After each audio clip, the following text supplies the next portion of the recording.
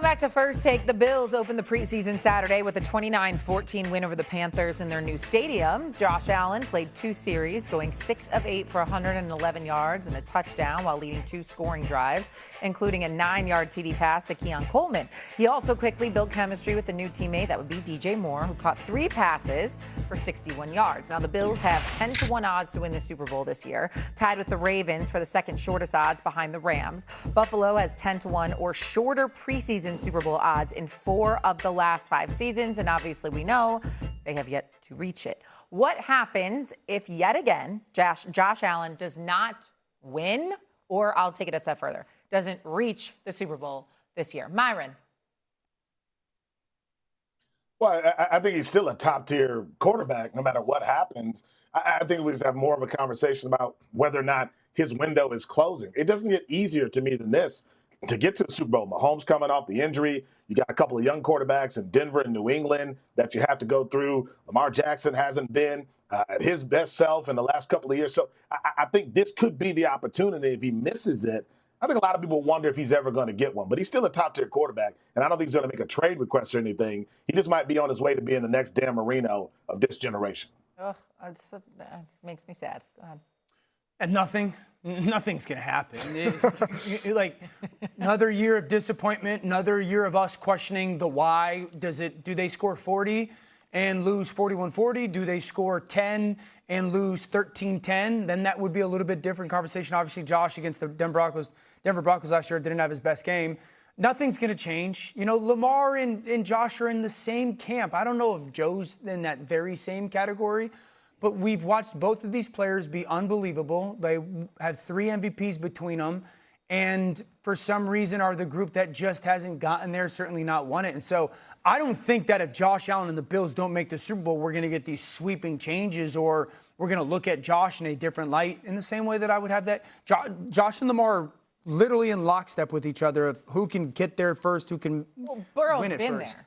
But Josh and Lamar are, that's why I'm saying he would probably. Correct. And another year of Joe falling short, he's going to be right into that conversation, and people will move further and further from the, well, Joe's made it type thing. So I just don't think anything happens to either Josh or Lamar or their teams or their organizations that are even remotely drastic if this year isn't finally their year. Okay, we might go back to that in a minute. Go ahead, Kevin. Nothing's happened to Josh Allen. He's 30 years old. He's far more likely to be this generation's John Elway or Peyton Manning than he is Dan Marino, which is everybody talks about it. They can't win until they finally win, and then all the haters just shut up forever, and nobody ever brings it up again, okay? Mm-hmm. I was just a kid when John Elway was going through it. He finished his career with 2 Super Bowls. Nobody brings up the narrative from before those 2 Super Bowls ever, ever, ever. That's going to happen when Josh Allen wins the Super Bowl.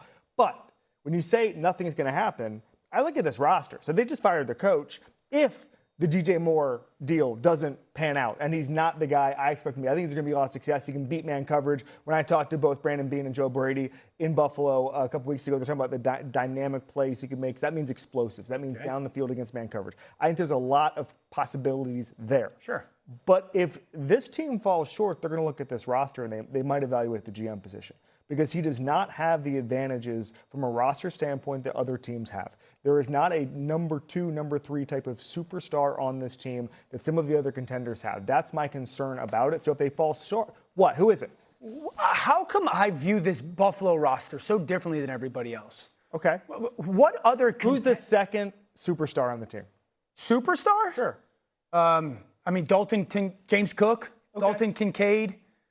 I don't think those Ed are O'Neill, difference makers to Ed level Oliver, of excuse me. Jamar Chase. I'm talking about in the roster. I mean, even But the Jamar Chase one, fair, but then everyone goes, the offensive line's not good enough in Cincinnati. So, like, we can't live in this fantasy world in the NFL outside of maybe the Rams, I think, that, and I could get checked on this, to being like, we've got the highly paid quarterback, we've got a highly paid receiver and or 2, and a great offensive line. Those aren't common. They're basically impossible. Eagles have it. The Eagles have it, but they're also starting to feel a little bit. They're starting to feel that a little bit. And so Buffalo has chosen, we're going to have a great offensive line, which they've had, and we're going to get really good pieces on the perimeter. I think Buffalo's roster is so much better than people. I said it last year. The excuses are gone. Obviously, the playoff falls short. And I feel like that this year, I sit there and I go, is this roster not the best roster Josh Allen, 1 through 53, has had? I don't think. Go ahead. Yeah, Yeah, I mean, DJ Moore has a lot. I think that has to work, right? Like a lot of this is based on whether the DJ Moore Josh Allen connection works, and if it does, I think we'll be having a different conversation about Josh Allen. If it doesn't, then you go, okay, when does he win it? When does it happen for him? I think the roster's improved. But I think the teams that have won a Super Bowl have had another star next to him, the quarterbacks who've done it. And I don't think that's Josh Allen, but the window is there. Like, this feels like, to me, his best path and opportunity to get to a Super Bowl. And if it can't happen this year after adding DJ Moore, I do think the narrative will be this is a guy who maybe won't get it done. And Elway was one of a kind. I don't know that that's going to be Josh Allen's story. Okay, in the AFC, remove quarterback. We're not having a conversation of remove the quarterback. What roster can we point to and say that roster is significantly or even better than Buffalo from a roster standpoint? Okay, so I think the Bengals have more stars. No way you think the Bengals have a better roster than Buffalo. Let's go through it, okay? Do they have somebody as good as Dexter Lawrence on the defensive side of the ball? Buffalo? Yeah. Ed Oliver's probably not as good, but he's in the conversation. Okay, do they have anybody as good as even T. Higgins? Is T. Higgins better than DJ Moore? Correct. Okay. So when I'm talking about stars, I'm talking about top heavy. And we may view this differently. My belief is top end talent wins in football, and then it's what you can get away with outside of it, right? What can you get away with? Because you have to rob. You just said it. You have to rob Peter to pay Paul on a bunch of stuff. Okay. Hey, we're not going to have the great offensive line. We're going to have the great skill guys. We're going to have the great quarterback. How to pay quarterback? You're going to get away with some stuff. I think the Bengals have premium talent at a higher clip than the Buffalo Bills do. But the Buffalo Bills have a way more complete roster, much better offensive line, better back, as good a tight end, if not better tight end, grouping and individual player, much better secondary. Defensive end rusher, better. They don't have Dexter, but they have a better edge guy. Buffalo has a much better roster than Cincinnati. Better roster than Cincinnati. Who has a better? What about the Broncos? Broncos, I'm with you. Okay. Broncos, I'm with you. Broncos, and now there's a caveat because quarterback rookie roster. Right. They have a cheap quarterback, so that's why I didn't bring them up. Sure. Baltimore, I think they've got a Zay Flowers, who I think is better than DJ Moore. They've got a Kyle Hamilton who's better than anybody on the defense. Come on. No, I like DJ Moore, but I think Zay Flowers is better. I think they have a Kyle Hamilton who I think is better than anybody on the Buffalo defense. So that's what I'm talking about when I'm talking about concentration of top-end talent, blue chip. I would agree with the Baltimore conversation. Yeah, Baltimore. There we go, the quarterbacks. Right, Denver is the one caveat because Denver's roster is the best in the AFC. They just have they're outlier because they have the cheap quarterback, and B, their quarterback is simply not as good as the other teams that we're talking about.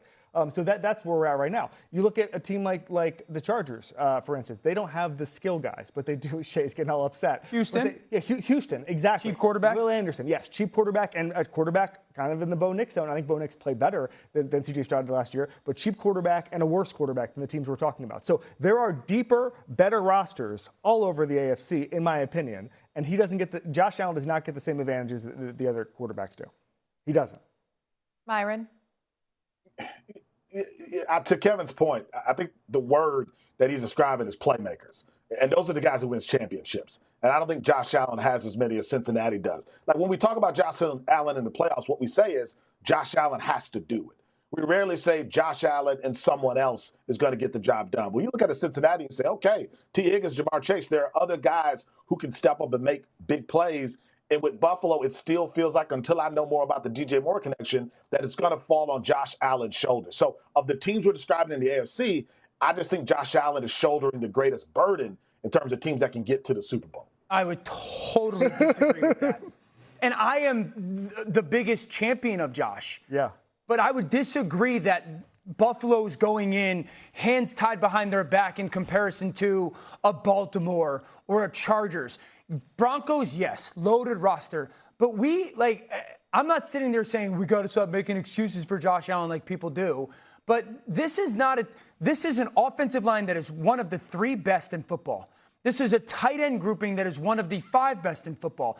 They've got a receiver that was the leader in yards after catch. They've got a receiver that is a bona fide X. Maybe he's not Jamar Chase. Not many are. They've got another receiver who was a second-round pick who's got as much physical talent as many second-round picks. They took a guy out of UConn who's a Biletnikoff finalist in Skylar Bell. They've got a back who's as big a dual threat as anybody. They've got 2 young players in the secondary that are fantastic and high draft picks. They've got a $50 million defensive end in Greg Rousseau. They got one of the best defensive tackles in football from a pass rush standpoint, and Ed Oliver. We don't have to live in this world where Josh Allen has got to carry the burden more than he's carrying the burden more than Lamar.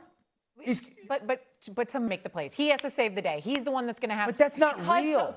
Fine, but because some of these players are pointing, they're to go out there and make the plays. He has to save the day. He's the one that's going to have. But that's not real. Fine, but because some of these players are pointing, they're not as proven as on the other rosters. Like T. Higgins and Jamar Chase, we've seen 100 times them do what they do. Yeah, no one has T. Higgins, Jamar Chase though. I'm just saying they're just less. But they also have to score. Playmakers. But Joe's got to score 35. I mean, 2 years ago we watched him have a historically great year and didn't sniff the playoff, didn't get in. But you keep saying, Myron, go That's ahead. happened multiple years. Go ahead, Myron. Well, I don't know when DJ Moore became prime Randy Moss, but apparently that's where he's at. I think he's a good receiver, but I don't think anyone sees him as a guy who's in sort of that top tier as some of the other guys we mentioned. The world that Dan is talking about, we don't have to live in the world. We actually do, because it's where we are. And it is the conversation we have about Josh Allen when we go into the playoffs, because he's the guy who has been proven to make the plays, to be the difference maker. And he hasn't always had the help that he's needed in those moments. So I don't think it's excuses. Oh, I don't think it's disagree just with the that, reality compared to some of his colleagues. I don't disagree with that. I mean, I feel like for years, I've been like, well, he scored 35 and gave up 38 and lost. Drop pass, make field goal, all that. So it's like, but I just don't find that this roster's as depleted as the picture is painted. Yeah, no, I don't think it's depleted. I just think that's the next evaluation here is we look at the roster and we say they don't have the advantage. You mentioned nobody has a Jamar Chase and T. Higgins. Well, there's other versions of it all around the league. Detroit has it. LA has it. Dallas has it because they hit on their draft picks. Keon Coleman being a bust set this team back quite a bit. The fact that they have not had a premium draft pick hit set them back quite a bit and changed the trajectory of the franchise. You had to go out and pay. Now, I'm a belief that if you there's no such thing as an overpay if it solves your problem. So I don't think DJ Moore is an overpay if you can get consistent explosives down the field. But they had to give up a lot and they had to pay a lot for DJ Moore. Their drafts have caught up with them. I'll ask you this question, and it's a little bit of going back in time, which I don't love to do because every year is different. They played Denver last year. Josh plays the game that we were accustomed to Josh playing in big games and/or playoff games. Do they win that game? Yeah. Yes, but then there's the roster can't be that Denver, big. Because Denver at the didn't have time their quarterback either, so there was a little bit. No, Denver had their quarterback in that game. Oh, in that game. Okay, I'm sorry. But that's my point. Is like the roster can't be that poop. But Josh is the best player in the world right now.